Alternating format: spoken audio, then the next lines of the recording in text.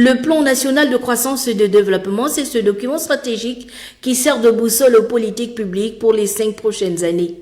Il définit les grandes orientations, précise les priorités sectorielles et identifie les actions gouvernementales à mettre en œuvre afin d'assurer une gestion efficace et efficiente de l'action publique. Ce plan vise à impulser un développement harmonieux, durable et inclusif du pays. Il met également l'accent sur la transformation structurelle de l'économie, le renforcement des infrastructures, l'amélioration de la gouvernance pour, in fine, transformer véritablement le quotidien des Gabonais. Au cœur de ce vaste projet se trouve l'être humain. Le PNCD place le capital humain au centre des priorités nationales en reconnaissant que le développement ne peut être véritablement durable sans l'épanouissement des populations.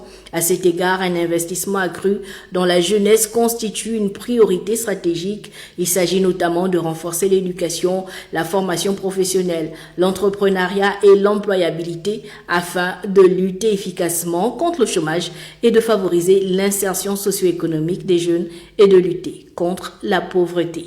Dans l'axe transversal où il y a le capital humain, il y a 4 programmes phares. Le programme sur l'employabilité et l'insertion des jeunes. Il y a ce que je vous ai dit, le programme sur la modernisation des infrastructures scolaires. Il faut que ce soit adapté maintenant à l'environnement d'aujourd'hui. Il y a aussi la sécurité, c'est-à-dire le besoin d'avoir une santé pour tous, et aussi la sécurité sociale qui est ce levier-là qui permet à des populations défavorisées de pouvoir vivre aisément.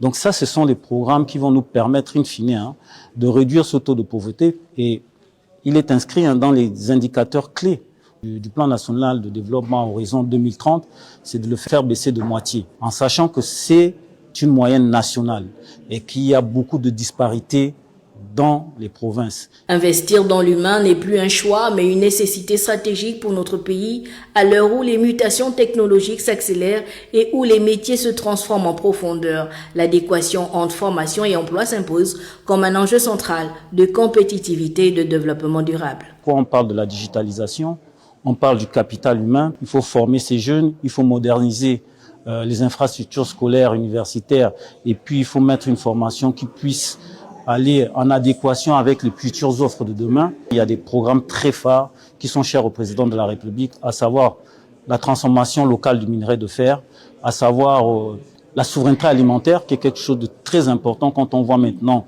ce qui se passe à travers le monde. Et ça commence avec l'interdiction des poulets de chair. Et pour finir, la promotion de notre capital humain à travers le tourisme et l'écotourisme. Ce document stratégique incarne la volonté politique du chef de l'État de jeter les bases d'un Gabon nouveau, plus compétitif, plus inclusif et résolument orienté vers l'avenir. Il se présente comme un véritable levier de planification, de coordination et de mobilisation nationale destiné à rassembler l'ensemble des forces vives autour d'une ambition commune, bâtir un modèle de développement durable, porteur de prospérité partagée et de progrès pour tous.